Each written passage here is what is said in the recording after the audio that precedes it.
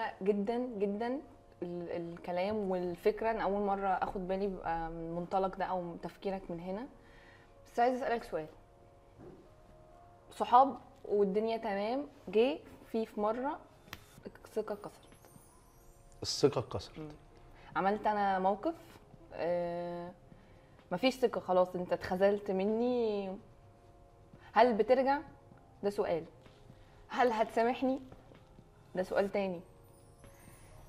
اعمل ايه عشان يعني البروجرس بقى ان انا. حلو السؤال ده جدا وبشكرك عليه. وانت بتجاوبي بتساليه، انا عمال افكر.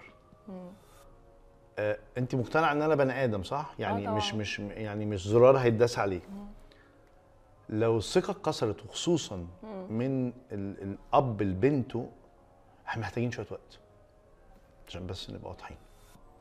محتاجين شويه وقت ومحتاجين شويه مجهود عشان يعني الموضوع مش ايه، مش على فكره يا بابا انا بقيت كويسه وبص انا اسفه وسوري ده جرح وشرخ حصل عند الاب. عشان يلتئم محتاج وقت ومحتاج حد بيطيب مش بيطبطب وبيقول معلش، لا، لان هيكون يعني هيكون في نوع من انواع المراقبه. وسامحيني اقول لك مراقبه لان غصب عني كأب اتخذلت، حصل شرخ، خصوصا ان كان في ثقه فما بقاش في ثقه، فابتديت. طب اسالك على حاجه، هل مثلا ليها درجات؟ حسب يعني موقف طبعا. يعني كدبت عليا في موقف، طب خلي بالك، لكن عملتي مشكله كبيره، عملتي حاجه يعني توجع، عملتي حاجه انت دايما بتحكي لي على كل حاجه ودايما بنتكلم. كنت هقول لك يعني انا مثلا دلوقتي في البيت انت شايفني هاديه، مثلا اجتماعياتي قليله والكلام ده، مره واحده جيت لك بمصيبه، فهل فعلا بتتصدم مني لو انت مين؟ طبعا بتصدم، بس بيبقى في حاجه مهمه قوي خدت بالي منها. بيبقى الاب عنده اختيارين حسب بقى المشكله وحسب علاقته بيكي. علاقته صح.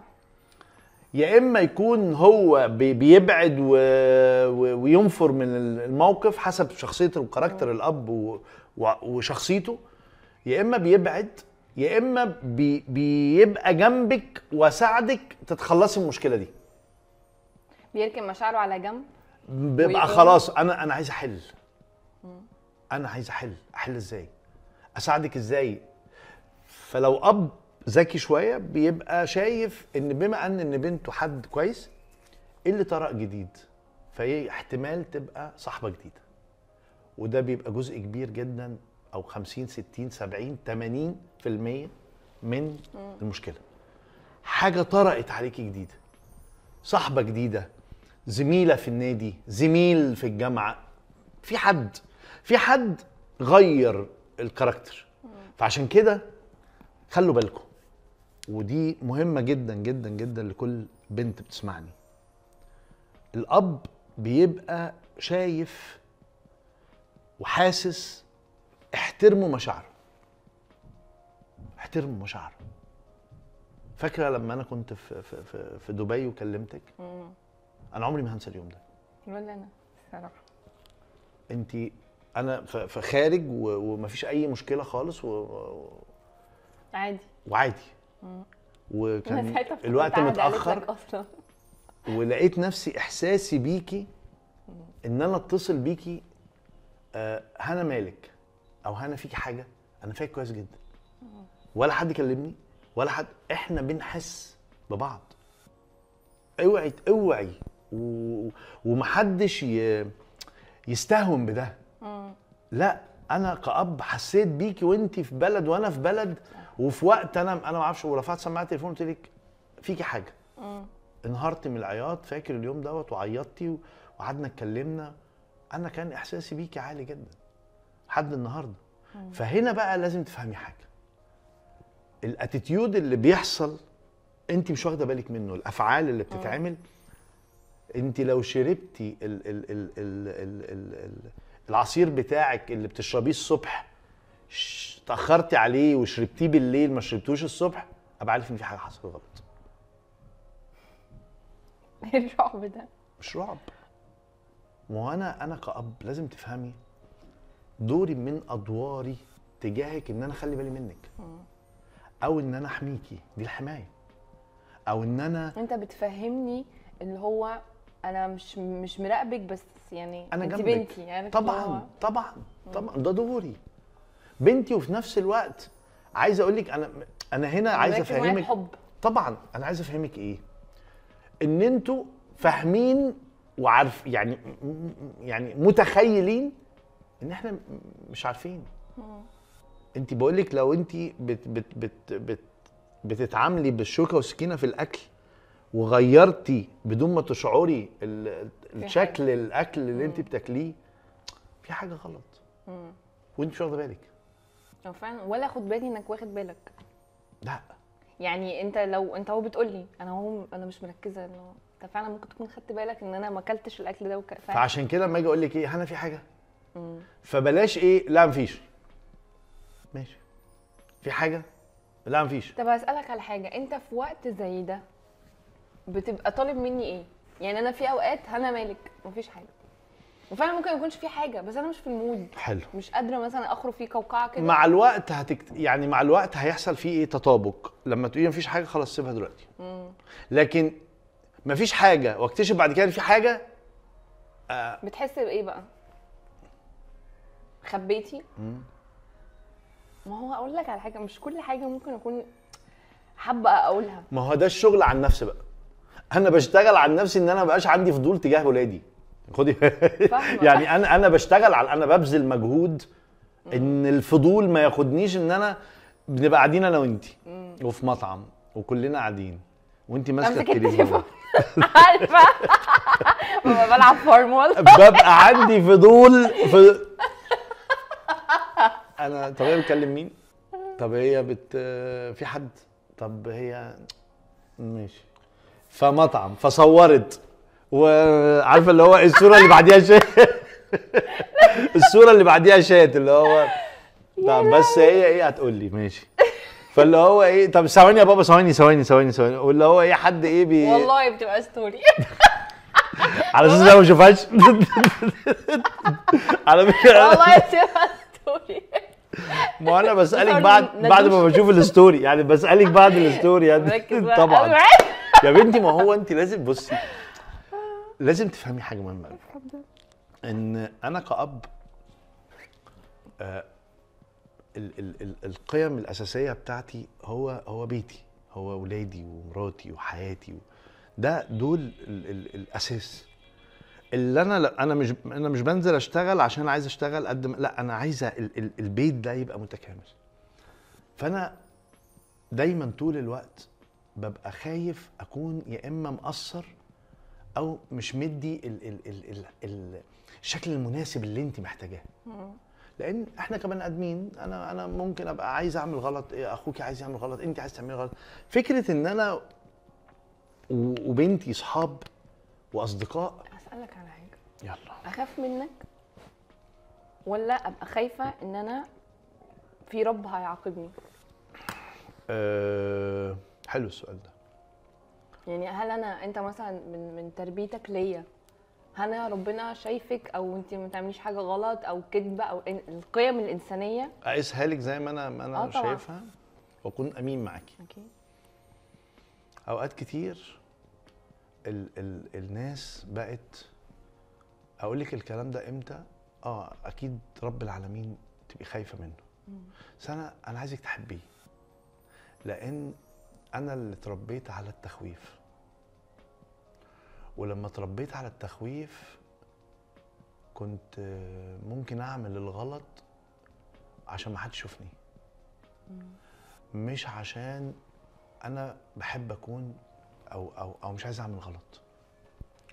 بصي هنا العلاقه بينا، وده دايما ببقى ببذل مجهود فيه، اكيد ان انت تبقي خايفه من رب العالمين، بس زي ما بزرع فيكم حب رب العالمين، فانا خايف ازعله. طبعا اخاف منه، بس انا خايف ازعل ربنا، خايف ازعل ربنا مني. دي نتيجه ان انت عامله علاقه بينك وبين رب العالمين. زي ما اجي اقول لك ايه مثلا، ولله المثل الاعلى، لما اجي اقول لك مثلا ايه خافي من عمك، ايوه بس هو بعيد عني. لما اقربك من عمك ولله المثل الاعلى هتبقي فاهمه لا انا مش عايز اضايقه، هو ده. ففكره التخويف والترهيب انا من الناس اللي اتاذيت فيها طول حياتي. تخويف تخويف لحد ما كانش حد عايز يقربني من ربنا بحب. فانا مش عايزك تخافي، انا عايزك تحبي. العلاقه بينا انا عايزك تحبيني قبل الخوف، قبل ما تخافي مني.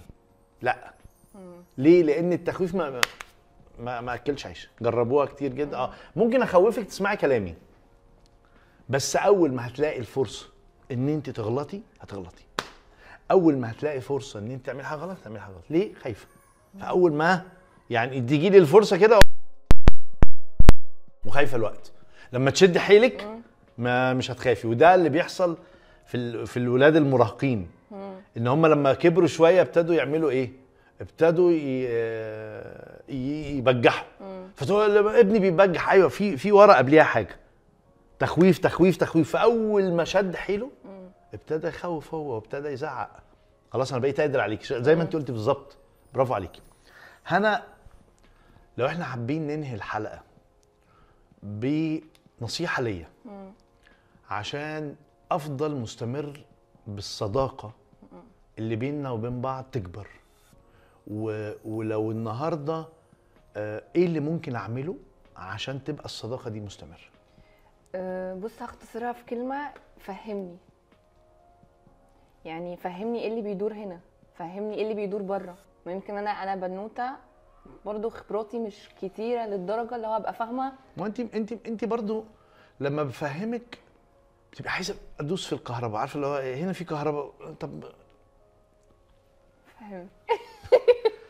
طيب انا قلت لك مره من زمان من 3 سنين، قلت لك انا دوري ان انا اوجهك صح وانت اختاري.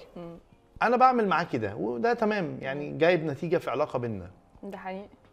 بس في ابهات بتسمعني تشوفني وبتشتكي لي، هما بيفهموا بس مش جايبه نتيجه. ليه؟ مش بيفهموا بس مش جايبه نتيجه. بيفهموا. انا البنت اللي مش فاهمه. بيفهم. خلي بالك يا ماما اللبس ده هيخلي الناس تعكسك، خلي بالك. في توجيهات بتحصل من اباء كتيره جدا وبيفهموا، وانا وخايف عليكي. ليه بيحصل ده؟ ليه بيحصل ايه؟ ان انت مش فاهمه، او ان انت بتستمري في اللي انت عايزاه مهما انا فاهم. يعني انت قلتي عند بقى عند. اوكي، يعني دي قصه تانية. انا بعند وخلاص. ممكن ابقى فاهماك بس هي كده، دي شخصيه بقى. يعمل معاها ايه العند؟ او مش مسايسه، بحسش ان او مسايسه. تصدق ممكن. اوكي. تفتكري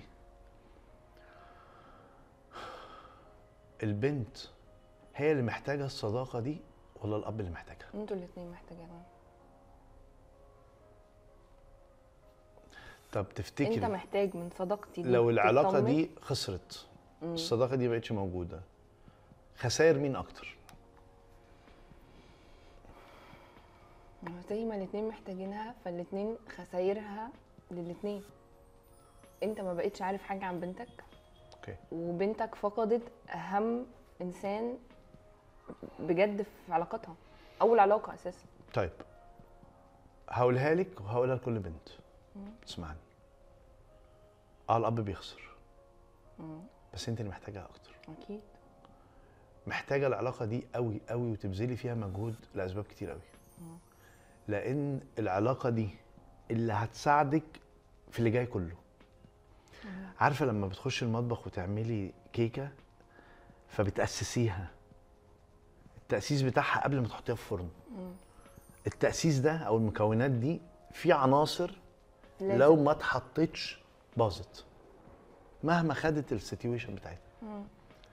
عنصر الاب في الزمن اللي احنا فيه ده اهم عنصر.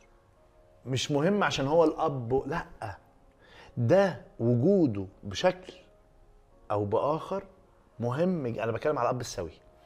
مهم جدا ان انت تبذلي انت المجهود تكسبي العلاقه دي، مهما كان دماغك وكبريائك وعقلك بيقولك عادي. انا صدقيني هتطلع الكيكه من الفرن، بس لو ما كنتيش حطيتي عليها السكر المطلوب يتعمل هتطلع شكلها حلو قوي، بس من جوه طعمها مر، مش حلو. شويه الفانيليا والبيكنج باودر اللي بتحطوها لو ما تحطوش صغيرين مش هتطلع حلو. فكره الاحتياج في العلاقه دي الاكتر، الاب هو من وجهه نظره ان انا تمام، انا بصرف، وانا في الزمن اللي احنا فيه ده انا بصرف وباكل وبشرب بودي مدارس، انا تمام. رجاء ودي مهمه جدا، لان النكست ستيب اوعي لاي بنت تسمعني، اوعي لو تقدم لك عريس ولا بقى عندك حبيب ولا بقى عندك خطيب العلاقه الابويه دي تركنيها على جنب. ليه؟ لان العلاقه دي هي اللي هتفضل هي شويه السكر اللي هتحافظ على الكيكه حتى بعد ما تتاكل، يبقى ليها طعم، ان هي تفضل ليها طعم. في مشاكل بتبان مع بنات بعد ما يخلفوا. اوعي تبيعي اهلك او ناسك او الاب او الام بسبب لسه متجوزه واحد فهو حياتي وهو، ودي بشوفها كتير جدا في حياتنا، ان خلاص استبدال مش فارق معايا. ليه؟ عشان ما بذلش مجهود في العلاقه دي، مع العلم ان لما بنت بيتقدم لها عريس او بيتقدم لها حد بتبذل مجهود غير عادي عشان تكسب العلاقه دي. على فكره انت كان ينفع تبذلي العلاقه دي في الاب، اللي يعمل عندك نوع من التوازن، اللي يخليكي متوازنه في العلاقه اللي انت فيها.